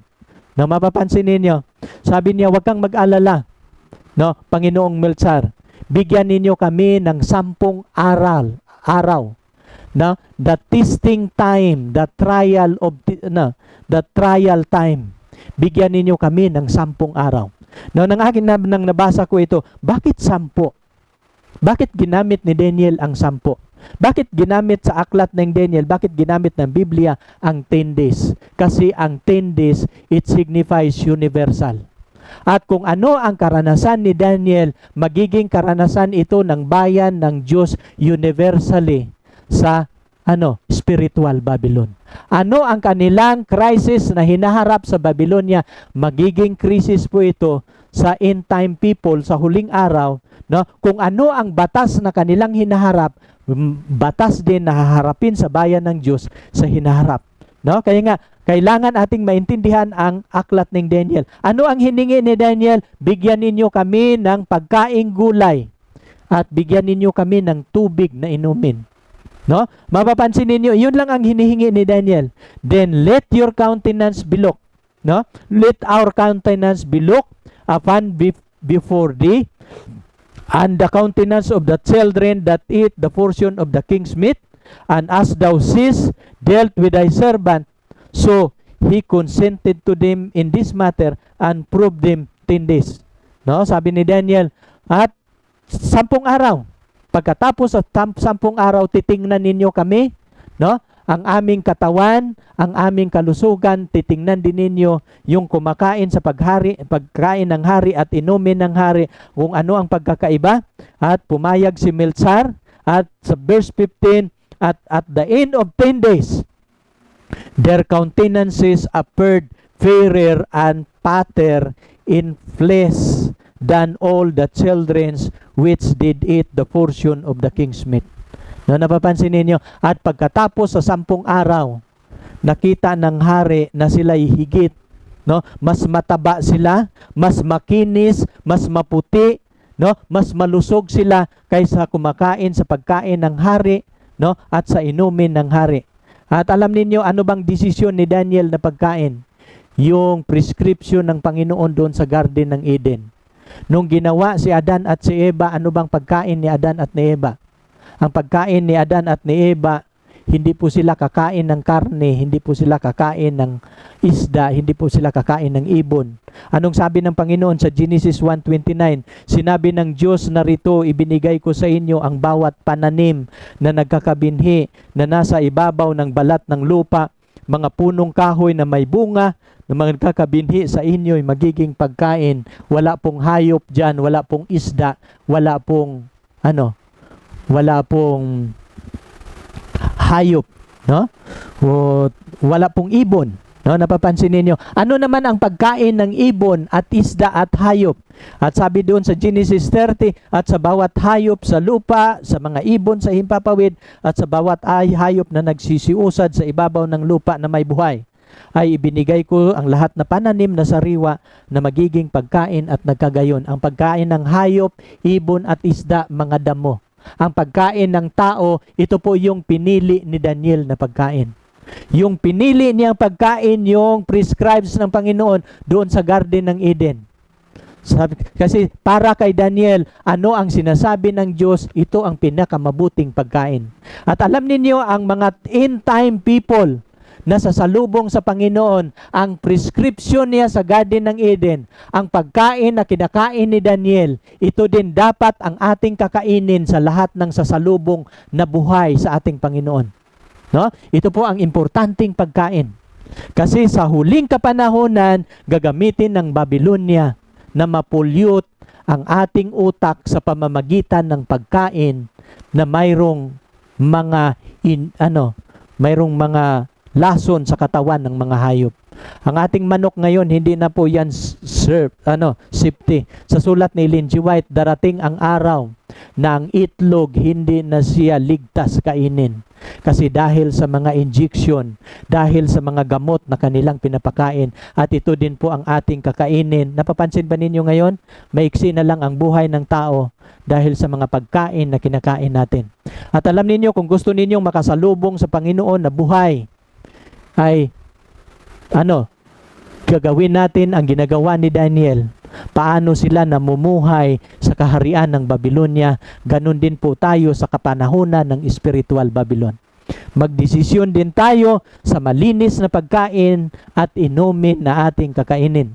Sa verse 16, and the steward took away their portion of delicacies and the wine, and they were to drink, and give them vegetables. No? Inalis na ni Melchizar itong pagkain nila, no, ay inalis na. O sige, itong gulay ang pagkain ninyo at prutas, ito ang aking ibibigay. No? Kasi after 10 days, na-prove nila na mas mataba sila. At, so, as for these poor young men, God give them knowledge and skill in all literature and wisdom. And Daniel had understanding in all vision and dreams. At dahil sa desisyon ni Daniel at ang kanyang mga kasama na hindi sila magpapahawa, hindi nila rurumihan ang kanilang puso sa pagkain at inumin ng hari, anong ginawa ng Diyos? At dito natin makikita si Jesus Christ. And for this, and for young men, itong 4 na mga lalaki na naglilingkod sa Babylonia, God give them knowledge. Ibinigay sa kanila ng Diyos ang karunungan. No? At skills in literature and all wisdom. No? Lahat ng wisdom binigay na ng And Daniel had understanding in all vision and dreams. At lalo na si Daniel, ibinigay ng Panginoon kay Daniel ang lahat ng unawa sa mga pangitain at panaginip. No, napapansin ninyo, alam ninyo yung crisis number 1, nang tumayo si Daniel sa crisis number 1, nang dumating ang crisis number 2 sa chapter 2, nakatayo ba si Daniel? Yes. Bakit? Kasi ang binigay ng Diyos na pagkatapos nila nagtagumpay sa crisis number 1, magagamit nila sa crisis number 2. Bukas ating pag-aralan ang chapter 2. Kung paano sila nagtagumpay sa unang krisis, nagtagumpay sila dahil nagpasya sila ng tama. Nang dumating ang krisis sa chapter 2, nagtagumpay sila dahil binigay ng Diyos ang karunungan, lahat ng unawa sa kanilang pag-aaral, no? All literature and wisdom, no? And Daniel had the understanding of all vision and dreams. Nung nanaginip ang hari sa chapter 2, hindi na problema ni Daniel kasi alam na niya ipapaliwanag ang lahat ng mga panaginip at pangitain dahil ang Diyos ang nagbibigay sa kanila ng karunungan. Sino ang nagbigay sa kanila ng karunungan? Ang Diyos sa langit. Alam niyo yun, nang binabasa ko ang aklat ng Daniel, pwede ka pala magiging marunong na hindi ka pa nag-aaral. Pasimula pa lang ng kanilang pag-aaral, binigyan na sila ng Diyos ng karunungan. No? Kaya nga, kahit hindi pala tayo mag-aaral ng kolehiyo, pwede tayong magkakaroon ng karunungan kapag tayo magpasya ng tama. Tama lang pasya ang ating kailangan at yan ang kailangan ng Diyos kung paano tayo binigyan niya ng pagpapala. Ano ang ibibigay ng Diyos dahil alam niyo kung bakit ito ibinigay ng Diyos kay Daniel? Dahil nagdesisyon sila ng tama. At kung paano tayo haharap sa spiritual Babylon, anong dapat nating gagawin? Magdesisyon din tayo ng tama na tayo'y hindi mahahawa sa pagkain ng Babylonia at sa inumin ng Babylonia. Ito po yun ang una nating pasya na gagawin. No? At ito yung kasunod nating pag-aralan. Unless you let God take hindrances away, you cannot receive His blessing. At alam niyo yung pagpapala ng Panginoon, matatanggap mo ang kanyang pagpapala, alisin mo muna lahat ng mga hindrance. At ito po yung ginawa ni Daniel kung paano nila natanggap ang pagpapala ng Diyos. Inalis niya yung lahat ng mga hindrance, no? Receiving God's blessing, no? Paano natin tatanggapin ang blessing ng Panginoon? Determined to please God. Ito po yung ginawa at desisyon ni Daniel. No, determinado po si Daniel na kahit sila maglilingkod sa ibang bansa, sa ibang kaharian, isa lang ang kanilang gagawin. Maglilingkod sila sa kanilang Diyos. Paglilingkuran nila ang kanilang Diyos na magiging matuwa sa kanila ang kanilang Diyos. Allow God to take away the obstacle. At anong pangalawang ginawa ni Daniel? No? Inaalaw nila na ang Diyos ang magbibigay sa lahat ng mga obstacle sa kanilang paglilingkod sa Babylonia. At ito din po ang method na ating gagawin paano tayo magtatagumpay laban sa spiritual Babylon. Ikatlo, let God bless your life. No? Kung paano sila pinagpala ng Panginoon, binigyan ng unawa at karunungan, no, ito din po ang ating gagawin. Let God bless our lives. No? Gagawin natin na ang Diyos magbibigay sa atin ng pagpapala. At kung paano ito ginagawa ni Daniel, kaya din po natin gagawin. And now at the end of the days that the king had said, they should bring them in. Then the princes of the eunuch brought them before Nebuchadnezzar. And the king summoned with them, and among them all was found none like Daniel, Hananiah, Misael, and Azariah. Therefore stood before the king. At nung dinala siya sa harapan ng hari, nasusumpungan ng hari na walang katulad. No? Sabi niya dito, and in all the matters and wisdom and understanding, the king inquired of them. Tinanong sila ng hari. And he found them 10 times better than all the magician, astrologers, and that were in all their realm. No, mapapansin ninyo, lahat ng mga wise men sa Babylonia, 10 times, doble ang kanilang karunungan na nasumpungan sa 4 na kaibigan ni Daniel. Thus Daniel continue until the first year of King Cyrus. At sa ngayon, ito yung huling talata sa Daniel, at sabi ni Daniel, no? Daniel continue until the first year of Nebuchadnezzar. At alam ninyo, sa paglilingkod ni Daniel at ang kanyang mga kasama, namatay ang lahat ng mga hari sa Babylonia hanggang naghahari ang Persia. Si Daniel buhay pa, ang mga hari na pinaglingkuran nila patay na. Now, ngayon ating pag-aralan dito kasi ang ating tema, Jesus in the book of Daniel.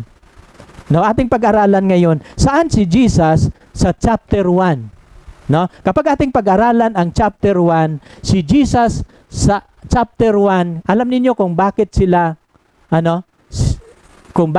nagtatagumpay, alam nila ang mga crisis sa chapter 2, chapter 3 dahil natanggap nila si Jesus Christ sa chapter 1. No? Ating pag-aralan bukas ang crisis sa chapter 2, pero before the crisis number 2, natanggap nila si Jesus Christ sa chapter 1. Hindi pa ninyo alam na sa Biblia, si Jesus Christ sa Old Testament tinatawag siyang wisdom. No? At aking natutunan dito sa aklat ng Job, pinag-aralan ko yung buong aklat ng Job. Si Job, mayroon po siyang 2 bagay na hinahanap, wisdom and understanding. Sabi ni Job, but where shall wisdom be found, and where is the place of understanding? Si Job, katulad ni Daniel, binigyan din sila ng wisdom. Nang binigyan ng Diyos si Daniel ng karunungan, si Jesus po yung tinanggap ni Daniel. Sinamahan ng Diyos si Daniel at ang kanyang mga kasama sa Babylonia. Si Jesus is the wisdom of God. Kasi kapag ating pag-aaralan, sabi niya dito, no mention shall be made of coral of pearl, for the price of wisdom is above rubies. Whence then cometh wisdom, and where is the place of understanding? Nang hinanap ni Job ang wisdom at saka understanding, nasumpungan niya ang Diyos. At sa verse chapter 28, and unto man he said, behold, the fear of the Lord, that is wisdom, and to depart from evil is understanding. Nang hinahanap ni Job ang karunungan, nasumpungan niya ang Diyos. At ito yung sinasabi ni Job sa 28, behold, the fear of the Lord is wisdom. Ano bang ginagawa ni Daniel sa Babylonia? Nagkakaroon po sila ng takot sa Diyos. No? Dahil sa takot ng Diyos, dahil sa takot sa Diyos ni Daniel, nagpasya po si Daniel na ang kanyang puso hindi niya rurumihan sa pagkain ng hari at inumin ng hari. At ano po yon? Nagkakaroon siya ng takot sa Diyos. At ano po ang sabi ni Job? No? The fear of the Lord ay ano yon? Behold, the fear of the Lord, that is wisdom. And to depart from evil is understanding. No? Kalam ninyo, nang nagpasya si Daniel ng tama, anong binigay ng Diyos? Binigyan si Daniel ng karunungan. At alam ninyo, nang binigyan sila ng Diyos ng karunungan, ibinigay po ng God the Father si Jesus Christ na magiging kasama nila. At kapag pag-aralan natin ang buong aklat ng Daniel, humarap po sila ng krisis. Pero hindi po sila namatay. Bakit? Kasama nila si Jesus Christ sa chapter 1 pa lang. Ibinigay ng Panginoon ang kanyang anak na magiging kasama nila habang sila'y nagiging alipin sa Babylonia. At ito yung ating pag-aaral sa aklat ng Daniel, Jesus Christ in the book of Daniel. Kasi ang karunungan na binigay ng Diyos kay Daniel, kasama po doon si Jesus Christ na binigay ng God the Father na magiging kasama nila. Sabi ni Job, with him is wisdom, no? And strength. He had counsel and understanding. At sabi ni David sa aklat ng mga awit 111:10, the fear of the Lord is the beginning of wisdom, no? A good understanding have all they that do his commandments. His praise endureth forever. Now, kaya mapapansin mo, itong kaloob ng Panginoon na wisdom and understanding, na matatanggap po ito sa mga naglilingkod ng Panginoon. At binigay po ito ng Panginoon kay Daniel at sa kanyang mga kasama. At sabi ni Solomon, the fear of the Lord is the beginning of wisdom, and knowledge of the holy is understanding. Marami po tayong no? At hindi mababasa ba natin, Brother John, na itong wisdom sa Biblia ay si Jesus po ito? Mayroon po tayong mga talata sa Biblia. Una sa Proverbs. Kapag ating babasahin ang Proverbs 1:20, wisdom cried without, she uttereth his voice in the street. Kung hindi po siya si Jesus Christ, bakit siya ang wisdom daw sumisigaw? No. Kung hindi po siya si Jesus Christ, mayroon ba siyang kakayahang sumigaw? No? That not wisdom cry, and understanding put forth his voice. So that thou incline thine ears unto wisdom, and apply thine heart to understanding. For the Lord giveth wisdom, out of his mouth cometh knowledge and understanding. No? Kaya mapapansin ninyo, ito po yung mga maraming talata.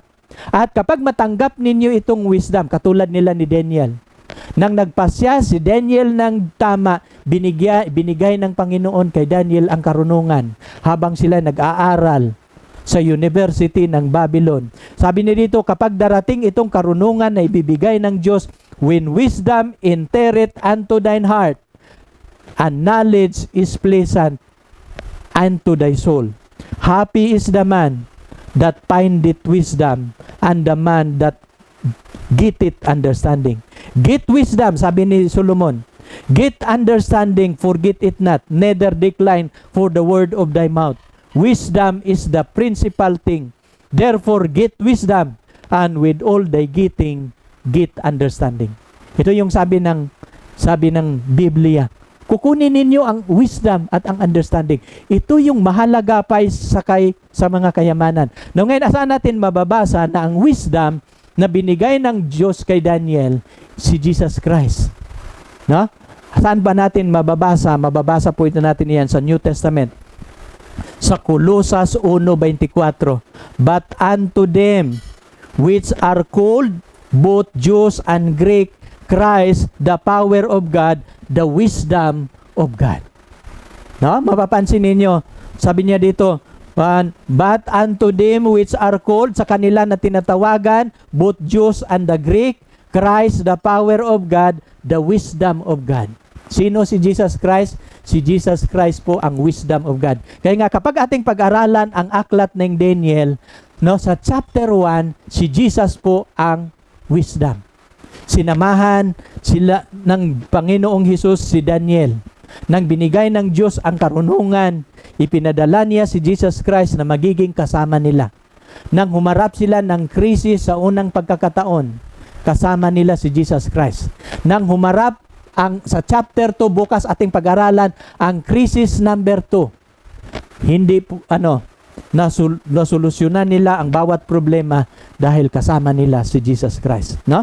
But unto him are ye in Christ Jesus, who of God is made unto us wisdom, and righteousness, and sanctification, and redemption. No? Sa sulat ni Apostol Pablo, but unto him are ye in Christ Jesus. No, sa pamamagitan niya, ye are in Christ Jesus, who of God is made unto us wisdom. Ginawa daw si Jesus Christ na karunungan para sa atin. And righteousness and sanctification and redemption. Sino si Jesus Christ sa aklat ng Daniel sa chapter 1? Si Jesus Christ, siya po ang wisdom sa chapter 1. Kaya nga mapapansin ninyo sa First King, no, ito po yun si Solomon. Si Solomon naghahari sa Israel nung siya pa'y bata.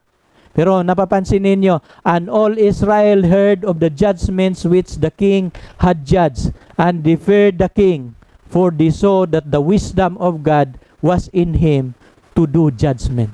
The wisdom of God was in him.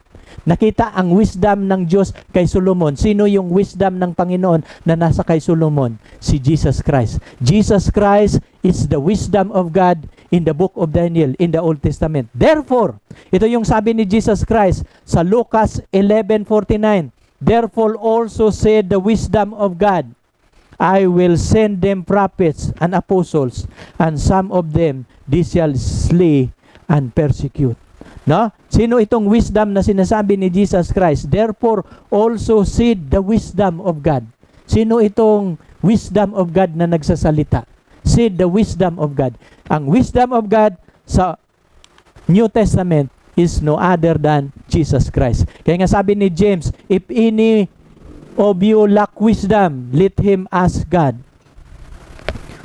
Ask of God that give it all men liberally. No? And upbraid it not, and it shall be given him. Kaya nga sabi ni Santiago, kung sino sa inyo ay kulang sa karunungan, walang karunungan, hayaan ninyong humingi sa Diyos. At ito po yung ginawa ni Daniel. No? Mayroong wisdom na nagmula sa Diyos. At ito pong wisdom na nagmula sa Diyos, si Jesus Christ na manahan sa bawat isa sa atin.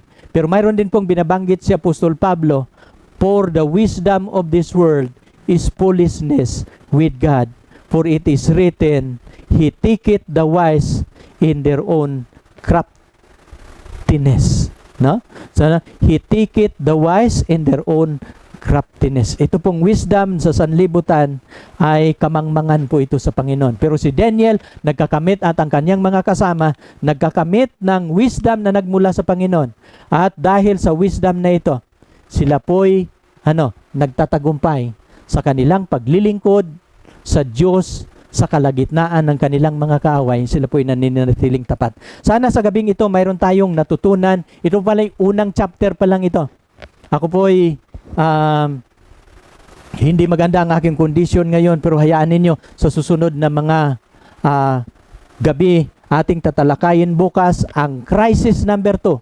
Pag-aralan natin ang chapter 2 sa aklat ng Daniel. Ating tatalakayin bukas paano nila hinarap ang ikalawang crisis. Sa chapter 2, paano din sila nagtatagumpay. Tayo po'y manalangin sa ating pagtatapos. Dakila naming Diyos, maraming salamat, Amang Banal, na sa gabing ito, inyong niloob na aming matatalakay ang chapter 1. Mahabang talakayan, chapter by chapter ang aming pag-aaral. Pero ang aming hiling at dalangin, gabayan ninyo ang aming pag-aaral na magkakasama. Na kanilang makikita ang buong kasaysayan, ang historical portion ng aklat ng Daniel aming pag-aralan. Kasi mula sa aklat na ito kung paano sila tumayo na nagtatagumpay habang sila naglilingkod sa literal Babylon. Sila po'y nagiging alipin sa literal Babylon. Pero sinamahan ninyo sila.